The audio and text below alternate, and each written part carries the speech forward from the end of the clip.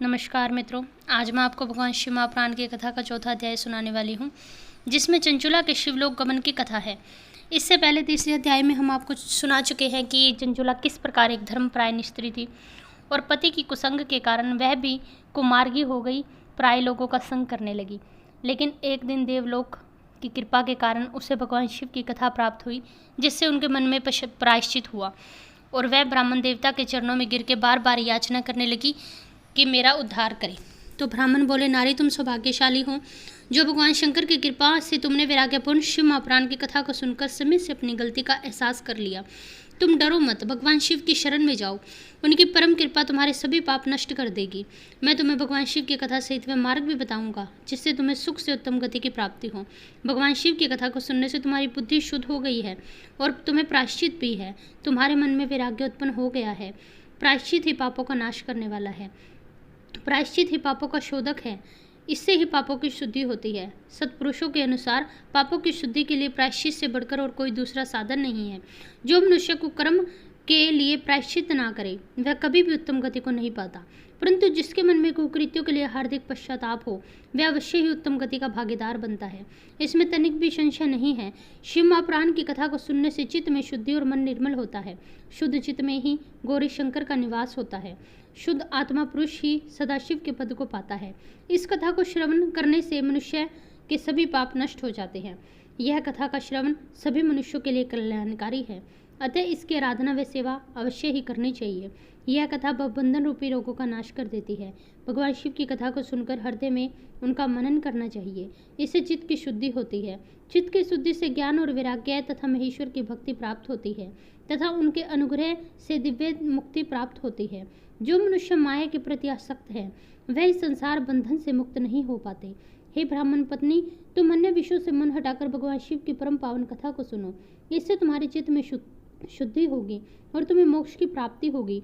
जो मनुष्य निर्मल हृदय से भगवान शिव के चरणों में चिंतन करता है, उसके जन्म से मुक्ति हो जाती है। सूत जी कहते हैं, शौनक यह कहकर ब्राह्मण चुप हो गई। उनकी हृदय करने से भर गया, वे ध्यान में मगन हो गई। ब्राह्मण का उक्त संदेश सुनकर चंचुला के भी आनंद के आंसू निकल आए।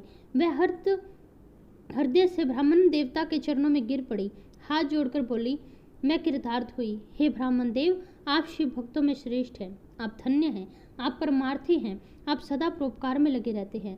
साधु, मैं नरक रूपी समुद्र में गिर रही थी, आपने मेरा उद्धार किया है। जिस पुराणिक व अमृत के समान शिव पुराण की कथा को सुनने की बात आपने कही है, उसे सुनकर मेरे मन में वैराग्य उत्पन्न हो गया है। उस अमृतमय शिव महापुराण की कथा को सुनने के लिए मेरे मन में अपार श्रद्धा उमड़ रही है।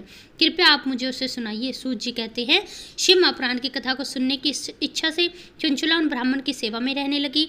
उस गोकर्ण नामक महाक्षेत्र में उन ब्राह्मण देवता के मुख से भगवान शिव महापुराण की कथा को सुनने के बाद उसके मन में भगवान शिव के प्रति अनन्य भक्ति जाग उठी। उसका चित्त शुद्ध हो गया। वह हृदय में शिव के सगुण रूप का चिंतन करने लगी और सदैव सदाशिव के सच्चिदानंदमय स्वरूप का स्मरण करती रही। तत्पश्चात उसका समय पूर्ण हुआ। चंचुला ने बिना किसी कष्ट के अपना शरीर त्याग दिया। उसे लेने एक दिव्य विमान वहां पहुंचा। दीवान शोभा साधनों से युक्त और शिवगणों से सुशोभित था। चंचुला विमान में बैठ शिवपुरी को गई। उसके सारे पाप धुल गए। वह दिव्यांगना हो गई। वह गौरांगी देवी मस्तक पर अर्धचंद्र का मुकुट व अन्य दिव्याभूषणों से शिवपुरी पहुंची। वहां उसने सनातन देवता त्रिनेत्रधारी महादेव भगवान के दर्शन किए। सभी देवता उनकी सेवा में खड़े थे। उनके अंग की कांति करोड़ों सूर्यों के समान थी। 5 मुख, हर मुख में 3-3 नेत्र थे।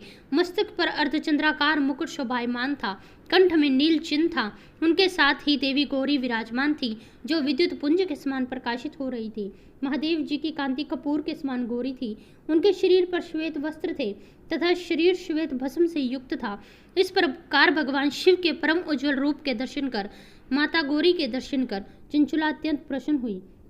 उसने भगवान को बारंबार प्रणाम किया और हाथ जोड़कर प्रेम, आनंद और संतोष से युक्त होकर विनीत भाव से वहां खड़ी रही और अपने नेत्रों से आनंद के अश्रुओं की धारा बहाने लगी।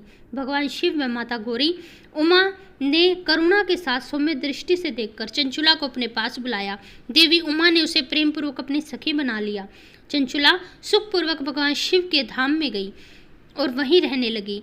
उमा देवी ने उसे अपनी सखी बना लिया, जिस कारण वह देवी की सखी बनकर उन्हीं के साथ निवास करने लगी। बोलो गौरी शंकर की जय। ये भगवान शिव कि शिव महापुराण कथा का चौथा अध्याय था। इसके बाद आपको 5वां अध्याय सुनाएंगे कि कैसे चंचुला के पति ने भी शिवलोक को पाया।